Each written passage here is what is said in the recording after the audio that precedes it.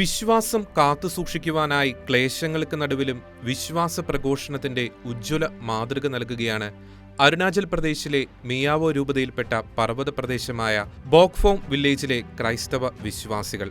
ഗ്രാമത്തോട് ചേർന്നുള്ള ചെകുത്തായ പർവ്വത പ്രദേശത്തെ സ്വന്തം കൈകൊണ്ട് അധ്വാനിച്ച് തീർത്ഥാടന കേന്ദ്രമാക്കി മാറ്റിയിരിക്കുകയാണ് ഇവിടുത്തെ ഇടവക ജനങ്ങൾ.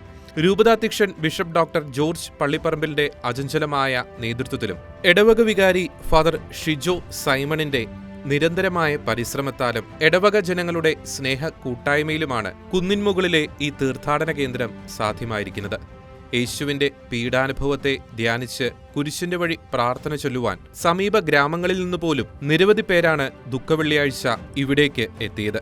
പ്രായഭേദമോ ഗോത്രമോ സാമ്പത്തിക നിലയോ വ്യത്യാസമില്ലാതെ മിഷണറിമാരുടെ മിഷൻ പ്രവർത്തനങ്ങളുടെ ശക്തിയുടെയും ഇവിടുത്തെ സാധാരണക്കാരായ ജനങ്ങളുടെ ആഴമേറിയ വിശ്വാസത്തിന്റെയും തെളിവായി മിയാവോ രൂപതയിലെ ബോക്ഫോം വില്ലേജിലെ ഈ തീർത്ഥാടന കേന്ദ്രം നിലകൊള്ളുകയാണ്.